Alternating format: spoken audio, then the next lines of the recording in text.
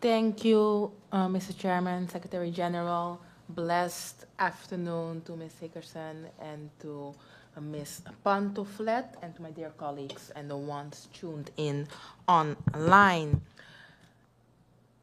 Seeing that I'm officially not part of the committee, because we have a lot of parliamentary committees, um, I do have to say that it's quite interesting, and I'm thinking about joining the committee when it presents itself, because I'm learning a lot and I'm hearing a lot of shocking information. Because I'm not sure if I heard it correctly, but did you say through you, Mr. Chair, that you're currently selling cars so you can pay for one of your youth workers?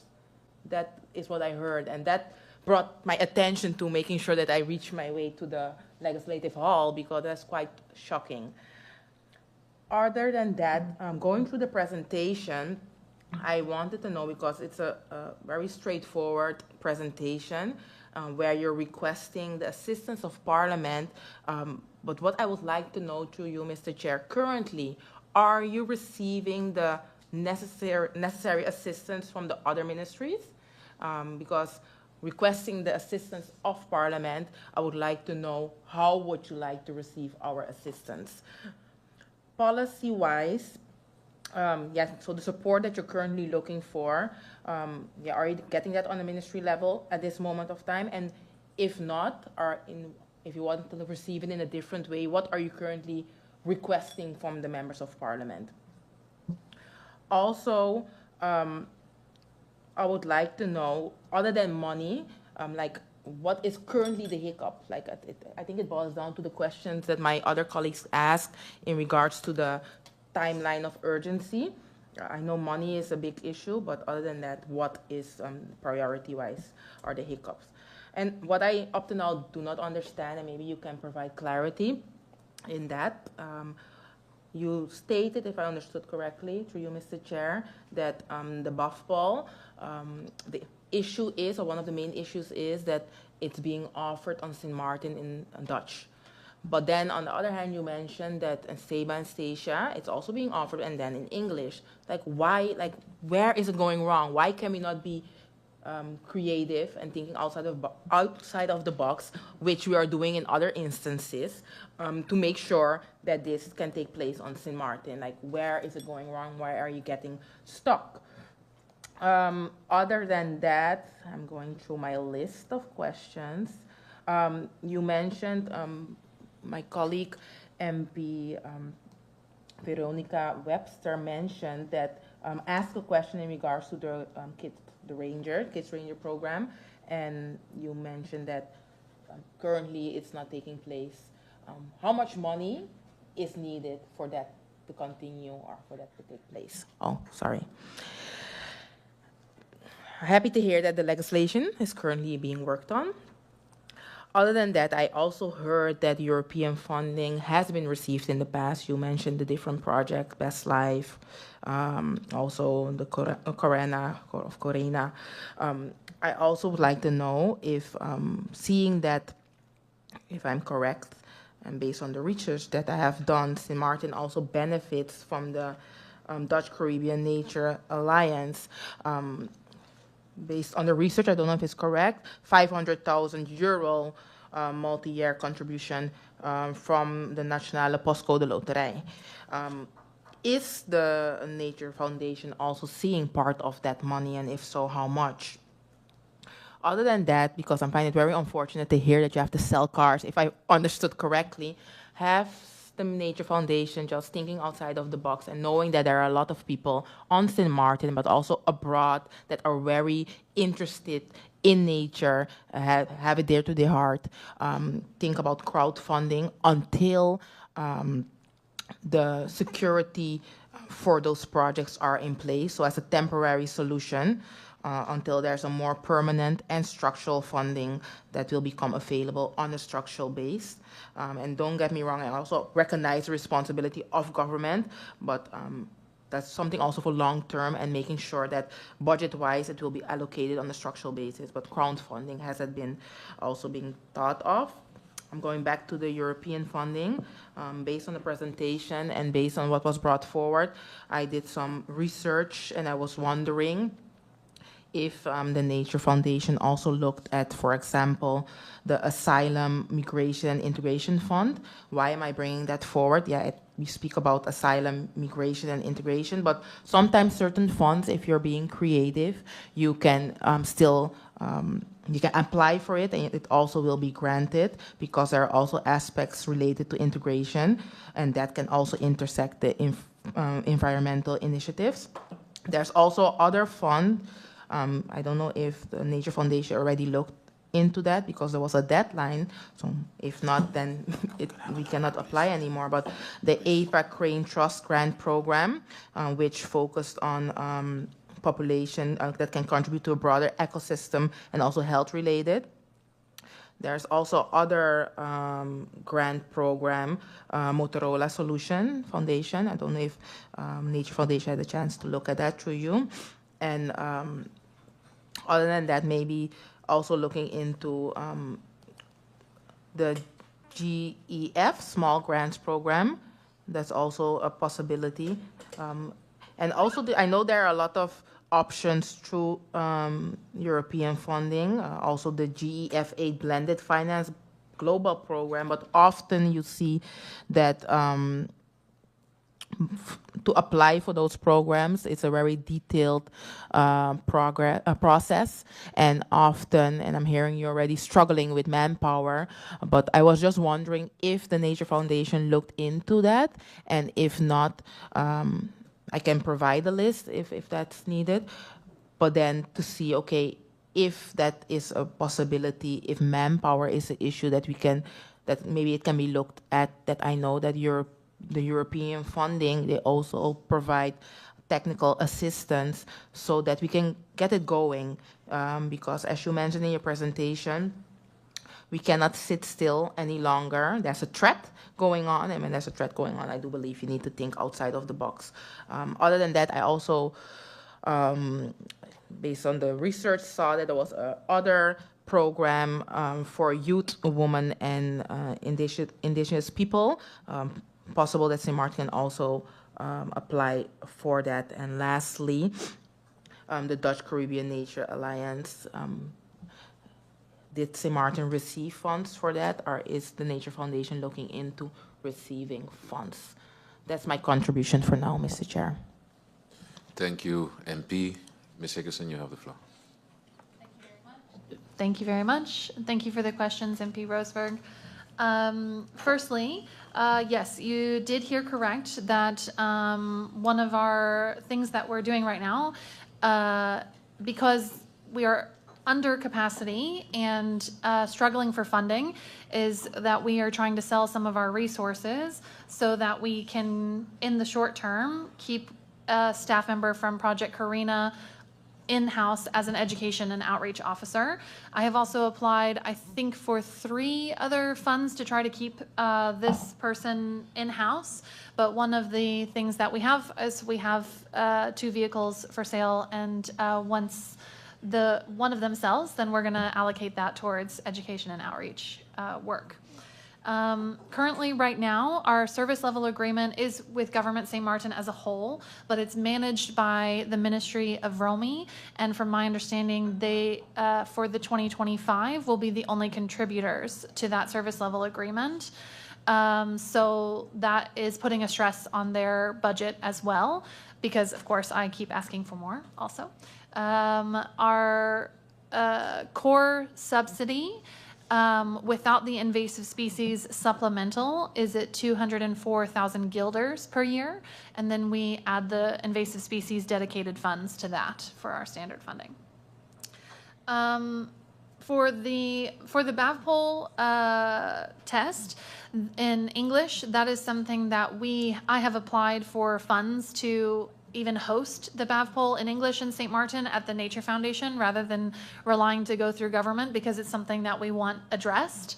And that's something that our funding partner through Blue Marine is also trying to help us look for something, but their focus really is on protected areas. So we're having to be very creative with the fact that if you have a protective area, you need enforcement of that protected area, and trying to facilitate funding, like I say, in a creative way for that. And then moving on to policy-wise, what we're requesting and kind of what the hiccups are. For right now, one of our requests, of course, is how involved the other ministries want to be with Nature Foundation on certain projects. Currently, we give advice already to the Ministry of TIOT regarding the import and export of animals. We have also been working to try to reestablish the Fisheries Committee for that being initiated through the Ministry of TIOT and their Fisheries Department. We have done obviously a lot of outreach and education focused work, also through project funding in the past. So one of the requests that we have is that support for conservation, whether it's on research that we do with the Ministry of ROMI, or it's on fisheries policy that we do with the Ministry of TIOT, that is supported through government as a whole, and that when those amendments come forward, that we receive support from MPs for those to be passed. Also, for the other opportunities for support, we're looking for other ways of financing, like a nature fee that I keep bringing up when we come forward with legislation. Because one of the reasons that we come and give this background information so that you have the research, you know how we came up with these suggestions, is that when something comes through Parliament, you have enough understanding about it that it can move through smoothly, and you can trust that we have done the research properly, that we're not doing this ad hoc, and that it has come with a strong scientific backing. So it's data-based for your decisions. But one of the other hiccups is our current nature ordinances. And to discuss that a little bit, I'm going to pass to my colleague, Ms. Pantaflet.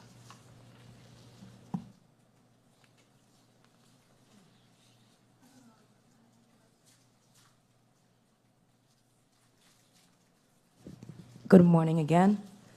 I'm not sure if you were here, MP Roseberg, through you, Mr. Chair, when I mentioned that some of the issues we encountered in drafting the LBHAM, the National Decree containing general measures to designate Little Key as a marine park. The feedback we got from Raad van Advies, Council of Advice, was basically a lot of contradictions in the existing nature legislation. Now, I'm new to this project, so I have not done a thorough evaluation on all of the contradictions, but I can mention one that comes directly from the Council of Advice's advice. And basically, you have National Ordinance Nature Beheer, nature preservation, and you also have a national decree containing general measures regulating the same thing. In the national ordinance, for example, it says that to designate a marine park, it has to be done by national decree, whereas the national decree says it has to be done by national ordinance. So those are the type of little things that kind of have us stalled at the moment in trying to determine how we move forward, because everyone in the process recognizes the importance of designating Little Key, amongst others, as marine parks. But we have to go through all of these hurdles. And part of the hurdles is fixing all of the discrepancies in the supporting legislation. And we're not even sure if the funding that came through would allow for us to make those changes as well. So that's kind of where we are at the moment, because the funding was strictly for the creation of the national decree containing general measures to establish, to designate Little Key as a marine park. So that's just a little bit of the obstacles from a legislative perspective.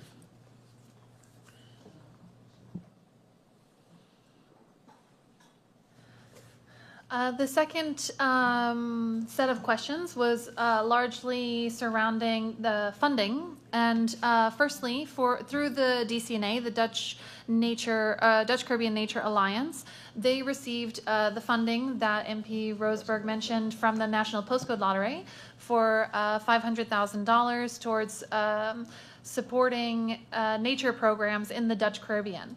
So from my understanding, that program has not been finalized, but what it will present is an opportunity for park management organizations or conservation management organizations like ours to apply for project funding.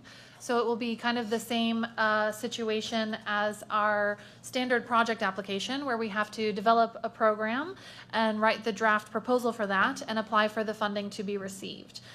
Based on the amount of funding and the amount of conservation management organizations that are in the Dutch Caribbean, I think we can anticipate that that will be an opportunity for short-term project funding. And that is definitely something we will look at. And my understanding is that it will focus on the conservation and restoration of key habitats. So it can be mangroves, coral reefs, seagrasses, things like that. And we will absolutely be applying for that. We are very lucky also to be part of the Dutch Caribbean Nature Alliance because of their existing trust fund. That means that the Nature Foundation, as the St. Martin representative, does receive an annual grant, currently unearmarked, to support our activities for anything except for staff funding, staff salaries, apologies. And that is based on how the trust fund performs in its investment accounts each year. So the last 2 years, I believe we received around $60,000 of unearmarked funding. The only stipulation is that it cannot cover staff salaries, because staff salaries are an integrated part, and these need to be handled by long-term funding solutions. For the Junior Rangers Fund, the summer program, we applied. Our most recent application to try to continue that program for 2025 was through the AUC Ad Telem Community Commitment Grant, and I believe I applied for just under $11,000 to do the same program that was funded by the Carina project. That was the last Junior Rangers program, was funded by the same project we're presenting on today. And that involves taking 5 students through 2 meetings a month where they learn about St. Martin's local nature, the conservation issues that we have, and they also get trained on things like snorkeling, scuba diving, and in general being supported to be nature advocates within their own community. Outside of that, we have done several small grant applications through project partners, but I have to say, outside of European funding and like the culture funds opportunities, most of the ones that you had mentioned, I have not heard of. What we have applied for to try to create long-term and not project-based funding recently has been a lot of things like developing an Adopt a Coral program. So that yes, we apply for the one-off funding to start the project, but it's developing something that the foundation can then continue to earn money off of, so that we can self-sustain, because in the long term, that's the best case scenario. And again, without the absence of a nature park that we can charge an entrance fee for, some type of program that's either a paid for tour or a long-term fundraising program, those would probably be the most efficient uses of our time. That's it. Thank you, Ms. Hickerson. I see that we have extensive speakers list for round 2. So before going into round 2, I would like to adjourn the meeting for 5 minutes. Hereby adjourn for 5 minutes.